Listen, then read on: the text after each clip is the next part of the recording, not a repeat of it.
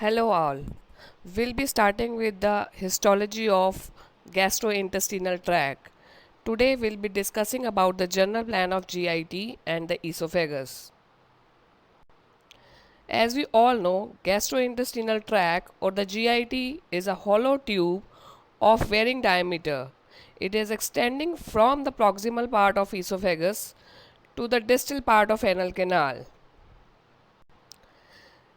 Histologically, the wall of GIT exhibits four layers. From the luminal aspect, the first layer encountered is the mucosa. Next to mucosa is the submucosa. The next layer is the muscularis externa, and the outermost layer is the serosa or the adventitia. Now here, from the luminal aspect we have the mucosa. Next is the submucosa. Third layer is the muscularis externa, and fourth is the adventitia or the serosal layer. The mucosal layer is the innermost layer. It is consisting of epithelium resting on the basement membrane. Next is the lamina propria, which is made up of loose connective tissue. And third component of the mucosa is the muscularis mucosae, which is a smooth muscle layer consisting of inner circular outer longitudinal muscle fibers. Now discussing the epithelium of gastrointestinal tract in detail. The different type of epithelium lines the different part of the alimentary canal. This is because of the function it is serving. That is, the protective epithelium is present in the esophagus and the anal canal, which is made up of stratified squamous type, and the rest of the GIT is lined by simple columnar epithelium, which may serve the function of absorption and secretion. The surface epithelium is modified for absorption and secretion wherever required. The mucosa of small intestine exhibits structural modification that increase the surface area for absorption. Such modifications are the plicae circularis, the villi, and the microvilli. The plicae circularis are the permanent mucosal folds or the elevations of mucosa which have a submucosal core that is extending into the intestinal lumen. That means the plicae circularis are the mucosal folds which involve the entire thickness of the mucous membrane. And also the submucosa extends into the fold so that this becomes a permanent mucosal elevation. The villi as seen here are the permanent finger-like projections of the lamina propria of the mucosa that is extending into the intestinal lumen. The smooth muscle fibers from the muscularis mucosae extends into the core of individual villi, and they are responsible for the movement resulting in the increase in absorptive activity. The microvilli are the cytoplasmic extension that covers the apices of the intestinal absorptive cell or the columnar cell. Thus, the villi has a core of lamina propria, and the epithelial cells bear the numerous microvilli which further increase the surface area for absorption. Now, another modification of epithelium is formation of crypts or intestinal glands. The epithelium dips into the substance of lamina propria to form these intestinal glands or the crypts. The glands vary from the unicellular to the simple tubular to the compound tubuloalveolar type of glands, and they are drained through their ducts. A covering of mucus and seromucous substance secreted by these glands in the mucosa and submucosa forms a protective lubricant barrier. Now, if we summarize, the epithelium, if it projects upwards, it forms a villi, and if it dips into the substance of lamina propria, it forms the crypt.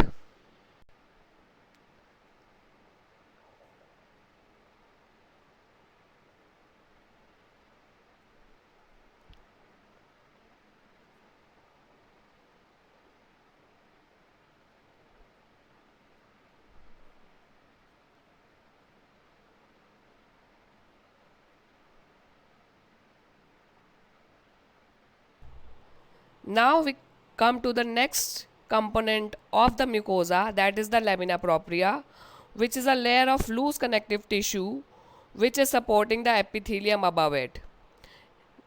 It contains blood vessels and lymphatics through which the nutrients are absorbed.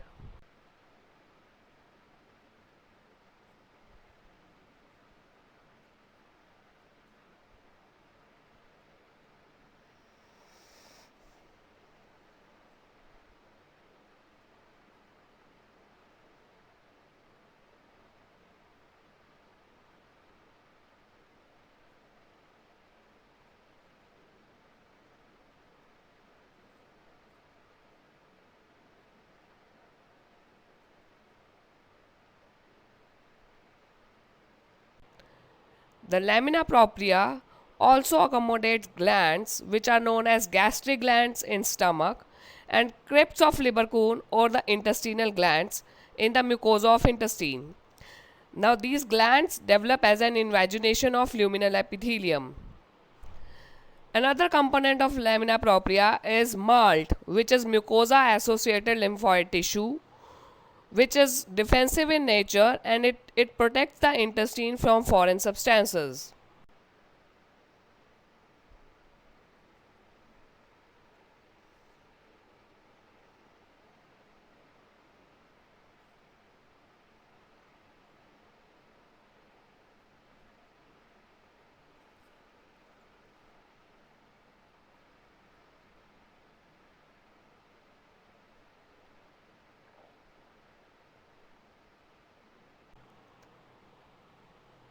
The presence of GALT, which is gut associated lymphatic tissue, it may be in the form of diffuse type of lymphatic tissue or the form of lymphatic nodules which may present as spear patches present in the lamina propria and some mucosa of ileum and appendix.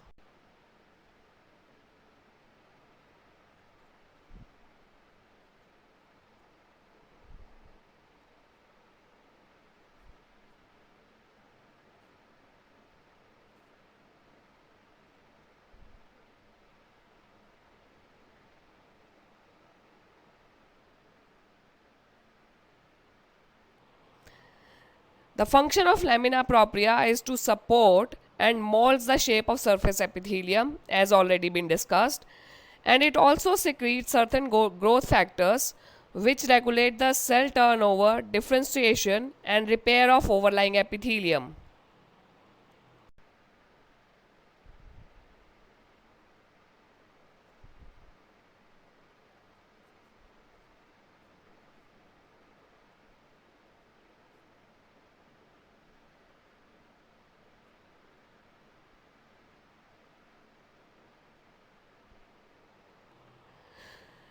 Another component of mucosa is the muscularis mucosa, which is consisting of smooth muscle cells which are arranged as inner circular and outer longitudinal muscle fiber layers.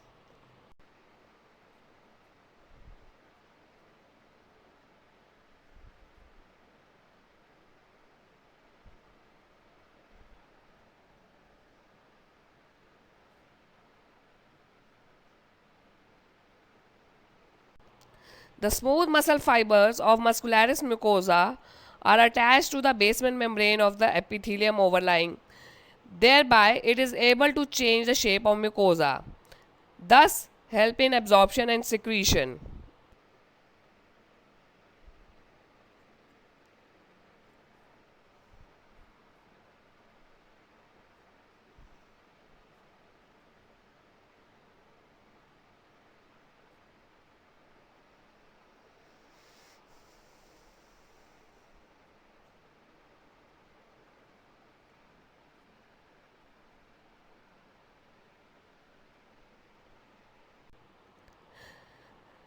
The fibers of muscularis mucosa surround the fine vessels, including the lymphatic vessels. Thus, when these muscle fiber contracts, they have an milking action on the vessel, thereby allowing the fluid movement in the vessel, promoting the vascular exchange. The lymphatic vessel here forms the lacteal.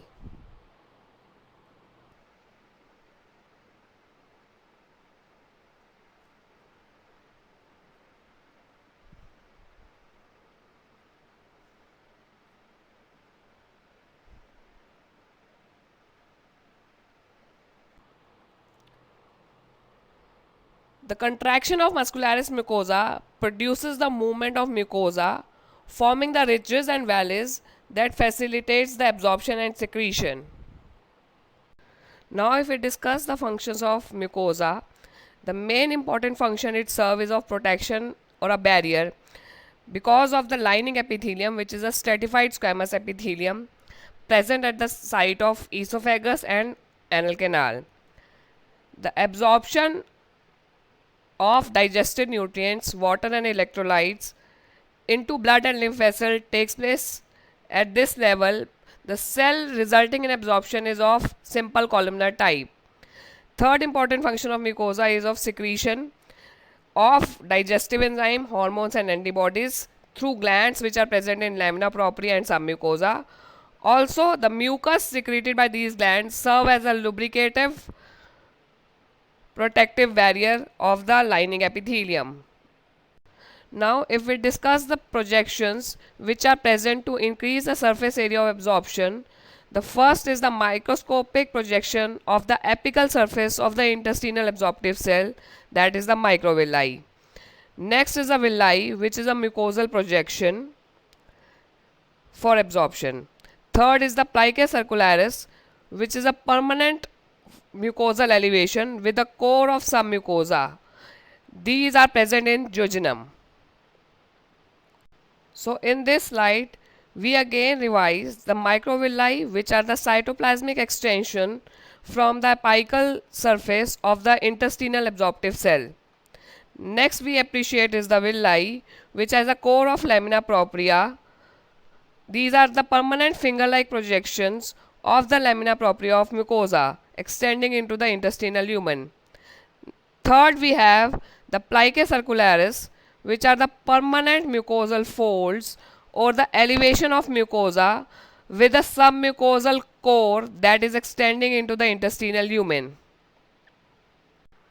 The secretory function of mucosa is through glands, which provides lubrication and delivers the digestive enzyme hormones into the lumen of GIT.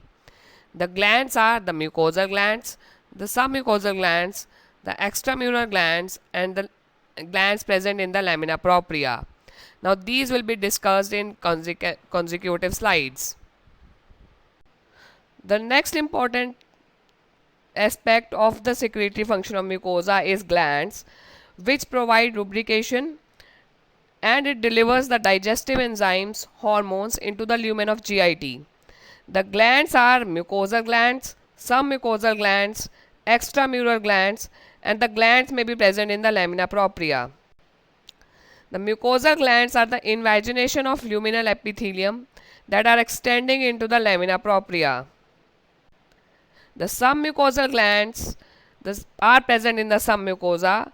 The secretion of these glands are poured directly into the lumen of the mucosal glands via the duct that passes through the mucosa to reach the surface of the lumen. Extramural glands are present outside the digestive tract and it delivers their secretion into the duodenum. Example of extramural glands are the liver and the pancreas. Now, if we discuss the second important layer is the submucosa, which is made up of dense irregular connective tissue lying beneath the mucosa. The submucosa is the strongest layer of the gut wall. It is made up of dense irregular connective tissue which is rich in thick bundles of collagen fibers and also present are the thin elastic fibers. The submucosa contains the larger blood vessels, lymphatic, nerves and Meissner plexus. The Meissner plexus of nerve majorly comprises of postganglionic parasympathetic fibers. It also consists preganglionic parasympathetic fibers and the ganglion on which the preganglionic fibers terminate. This Meissner plexus is involved in the motility of the GIT. It results in the contraction of muscularis mucosa. The submucosa contains glands that pour their secretion into the lumen of the gut through the duct. They may contain the scattered lymphoid nodules, example in the large intestine. The submucosa is pliable and deformable so that it adjusts to the changes in the length and diameter of the gut. When it enters into the fold that project into the lumen, it results in formation of plicae circularis in the small intestine and of gastric rugae in the stomach. The third layer is the muscularis externa. It is consisting of two layers of smooth muscle fibers, inner circular and outer longitudinal. The muscularis externa consists of two concentric thick layers of smooth muscle. The inner layer forms a tight spiral which is circularly oriented, and the outer layer forms a loose elongated spiral in longitudinally oriented fashion. The muscularis externa also contains the myiatric plexus or the Auerbach's plexus between the circular and longitudinal sheet of muscle fibers. This plexus mostly controls the motility of GI tract. The Auerbach plexus of nerve is majorly consisting of parasympathetic nerve and ganglion, which is situated between the inner and outer layer of muscularis externa. The muscularis externa also contains blood vessels and lymphatics. The contraction of muscularis externa results in mixing and propelling the contents of GI tract. The inner circular layer, it compresses and mixes the content by constricting the lumen. The outer longitudinal layer, it propels the contents by shortening of the tube, resulting in the peristaltic movement. The slow rhythmic contraction of these muscle layers is under the control of enteric nervous system, thereby producing the peristalsis. Certain variations are found in the muscularis externa. Since it is made up of smooth muscle fibers, certain striated muscles also form a part of muscularis externa at the upper end of esophagus near the pharyngoesophageal sphincter and around the anal canal, forming the external anal sphincter. In the stomach, additional oblique smooth muscle layer lies inner to the circular layer, and in the large intestine, the longitudinal smooth muscle is thickened to form tinea coli. The circular muscle thickening result in formation of sphincter or walls, pharyngoesophageal or the superior esophageal sphincter, the inferior esophageal sphincter, the pyloric or the gastroduodenal sphincter, ileocecal wall, and the internal anal sphincter are present as the wall or the sphincter of the circular muscle thickening present in the muscularis externa. The outermost layer is the serosa or the adventitia. The serosa is the visceral peritoneum consisting of membrane made up of single squamous epithelium or the mesothelium lying on the basement membrane. They have a small amount of connective tissue. The adventitia is present in the retroperitoneal organs made up of dense irregular connective tissue. In this slide, we can appreciate all the layers of the GIT.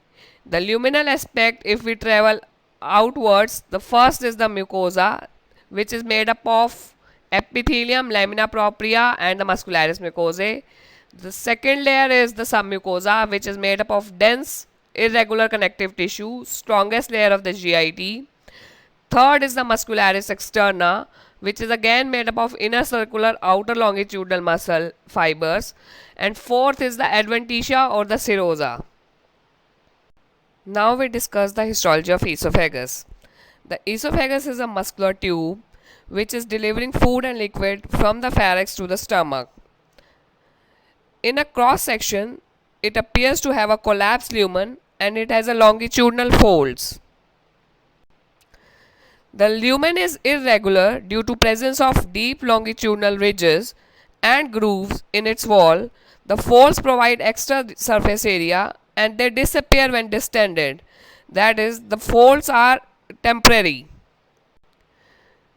The esophagus is a luminal structure and again its wall consists of the mucosa, submucosa, muscularis externa and adventitia.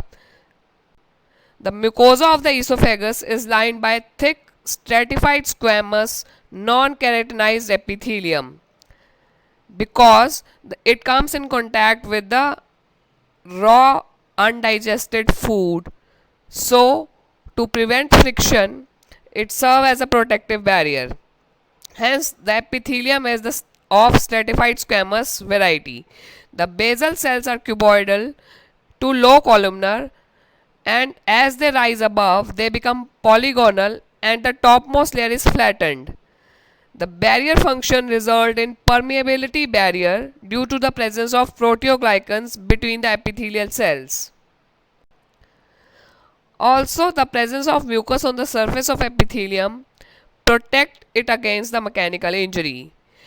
The epithelium is exposed repeatedly to the acidic gastric secretion due to acidic reflux, causing the epithelial ulceration and fibrosis. Exposure to acids may change the epithelium to a gastric like mucosal epithelium known as Barrett's esophagitis. Some dendritic Langerhans cells may be present between the epithelial cells, which are antigen presenting cells, resulting in the local immunity. Next layer deep to the epithelium is the lamina propria, which again is made up of loose type of connective tissue consisting of small blood vessels, diffuse lymphatic tissue, and it may has the lymphatic nodule. There are no glands in the most part of lamina propria of esophagus except in the lower part of esophagus near the stomach. These are known as esophageal cardiac glands, and in the upper part which is close to the pharynx. So, the glands are present in the lamina propria of esophagus at only two sites, that is the upper part close to the pharynx and in the lower part near the stomach, which are also known as esophageal cardiac glands. The glands are draining into the lumen of esophagus through the ducts running through the lamina propria.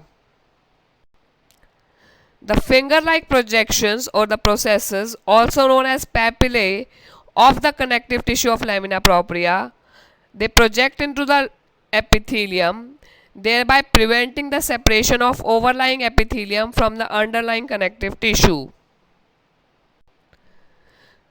The muscularis mucosae of the esophagus is unusual in two ways. That is, it is composed of longitudinally organized single layer of smooth muscle, and it is unusually thick in the proximal portion of the esophagus and thereby function as an aid in swallowing.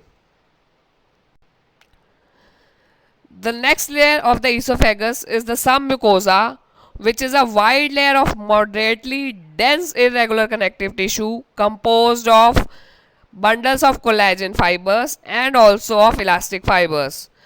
Due to the presence of elastic fibers, the submucosa is thrown into the folds, thereby the lumen of esophagus appear as star-shaped. The submucosa contains the larger blood vessels and lymphatic vessels. The submucosal or the Meissner's plexus, it may contain diffuse lymphatic tissue and the lymphatic nodules.